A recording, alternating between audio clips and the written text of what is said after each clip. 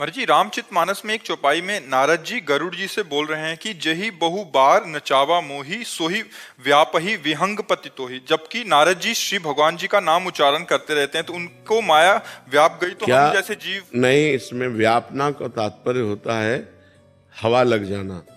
और ये हवा तब लगती है माया की जब अहंकार हो जाता है। कीन हो इसका बहु अभिमाना शोक हो वंचा कृपा निधान।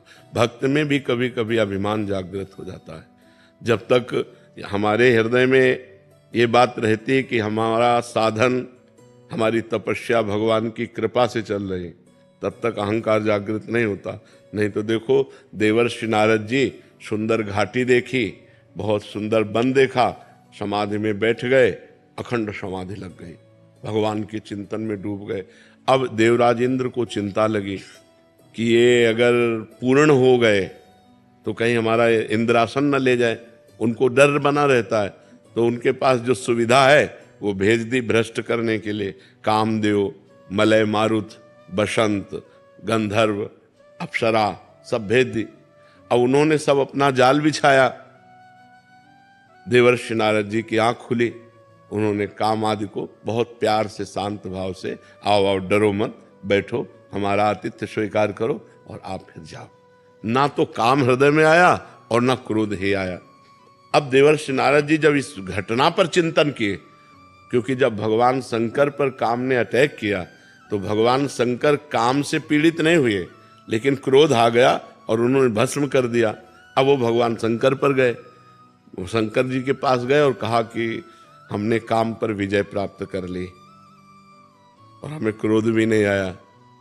तो भगवान शंकर ने कहा, हरि की कृपा से ऐसा है, पर हमारी बात मान लेना, कभी हरि से ऐसा मत कहना, भगवान से कभी ऐसा मत कहना। तो उनको लगा, चूंकि अहम आ चुका था, लगा कि एक क्रोध से युक्त हो गए थे तो हमारा यश निर्मल है, इसलिए कहते चुप रहना, किसी से कहना नहीं। वो सीधे हरि के पास ही गए और भगवान से जाके कहा कि प्रभु, हमने आपकी कृपा से काम को जीत लिया।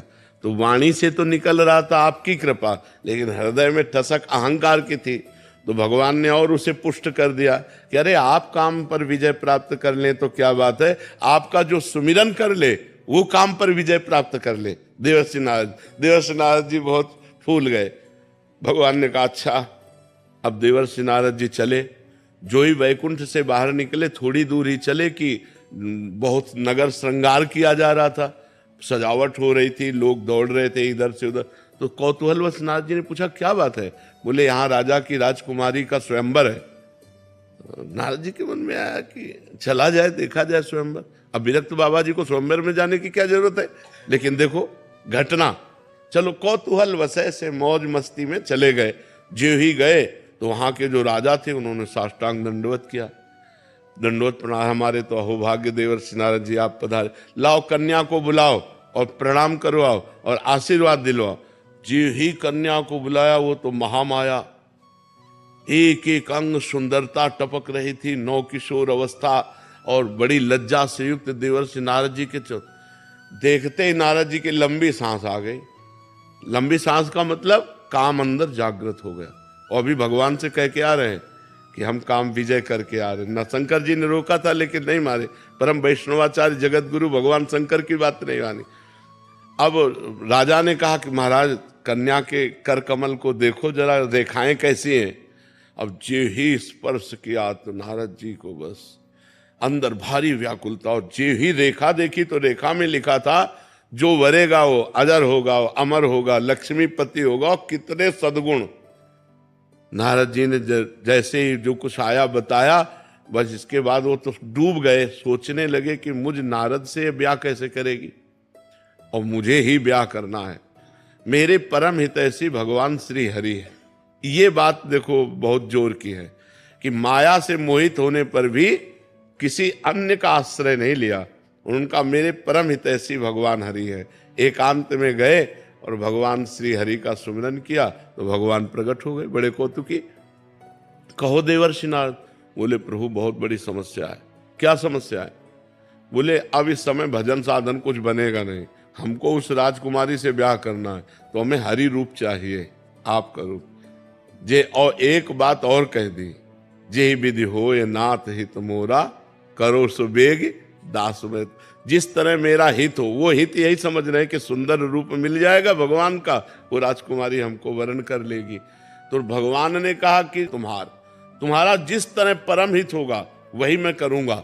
जाओ, मैंने तुम्हें हरि रूप दिया। और हरि कहते हैं बंदर को भी, मरकट बदन भयंकर दे। अच्छा, और इसमें ये चमत्कार था कि केवल राजकुमारी को बंदर रूप दिखाई दे रहे थे और 2 शिव पार्षदों को बंदर रूप दिखाई दे रहे थे। बकाया सबको देवर्षि नारद जी दिखाई दे रहे थे। अब नारद जी जाके आगे के सिंहासन में बैठ गए कि मुझे हरि रूप, और जे ही राजकुमारी जयमाला लेकर के आई तो उसने कहा इस कुरूप बंदर को किसने बैठाल दिया। माला लेकर के दूसरी तरफ चली। अब नारद जी जिस राजा के पास जाते वो उठ के खड़ा हो जाता, क्योंकि सबको देवर्षि नारद दिखाई दे रहे। नारद जी आगे आगे बैठते, लेकिन राजकुमारी ने जयमाला नहीं डाली।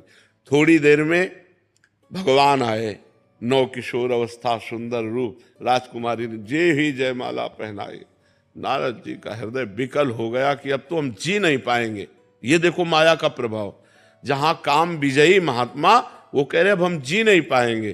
तो शंकर जी के पार्षदों ने कहा थोड़ा अपना रूप भी तो देख लो। तो जल में जे ही रूप देखा, मरकट बदन भयंकर दे। अरे हमारे साथ छल किया गया। और भागे भगवान की तरफ तो देखा रास्ते में ही रास्ते में ही भगवान मिल गए जो दूल्हा बने हुए थे। देखा कि ये तो भगवान है।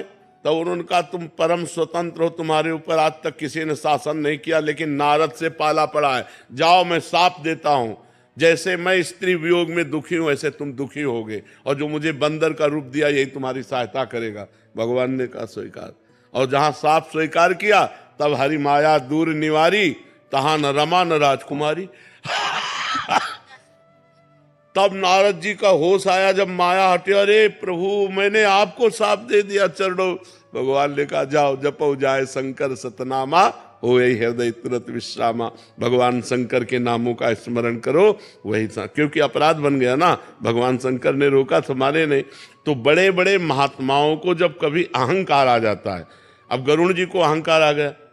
जब देखा कि मेघनाथ को भगवान ने युद्ध में परास्त कर रहे, तो मेघनाथ ने नागपाश का प्रयोग कर दिया। अब भगवान उसकी मर्यादा के लिए नागपाश में बंध गए। अब गरुड़ जी को बुलाया गया। तब गरुड़ जी ने सोचा ये हमारे भगवान है, ये तो हमारे ऊपर सवारी करते हैं और हम इनको आज मुक्त करेंगे नागपाश से, नहीं तो साधारण मनुष्य की तरह बंधे पड़े हैं। क्या ये वही भगवान है जो मेरे ऊपर विराजमान होते हैं? अब बड़ा संशय हो गया, बड़ा संशय। नागपाश से मुक्त तो किया, लेकिन ये विश्वास में संशय खड़ा हो गया कि भगवान है कि नहीं है। तो फिर भगवान शंकर के पास गए। तो भगवान शंकर ने कहा काकभूषुंड जी के पास जाओ। तो उमा ने कहा कि आपने क्यों नहीं समझा दिया? तो बोले कीन हो इसका वहू भाषा, ताते उमा गुप्त करे राखा। मैंने इसीलिए बताया कि अब ये पक्षियों में सर्वश्रेष्ठ गरुड़ जी हैं। जब पक्षियों में सबसे नीच काक कौवे के पास जाके नीचे बैठेंगे तब इनको समझ में, इनका अहंकार दूर हो जाए। काकभूषुंड जी तो महान भजन के मूर्तिमान स्वरूप, तब वहां जाकर के अभिमान का मोचन हुआ। तो कई बार बड़े बड़े भक्तों को अभिमान आ जाता है। जब अभिमान आता है तो माया थप्पड़िया देती है। बकाया उनका नाश नहीं हो सकता, उनका पतन नहीं हो सकता। इसीलिए हर समय भगवान के चरणों का आश्रय लेना चाहिए कि कभी तपस्या और साधना का अहंकार भी ना आ जाए। हम बड़े ज्ञानी, हम बड़े भगत, तो फिर माया परीक्षा ले लेगी। और परीक्षा ले ले, वो भगवान बचावे नहीं, माया परीक्षा ले ले तो फेल ही होना पड़ेगा। उसका ऐसा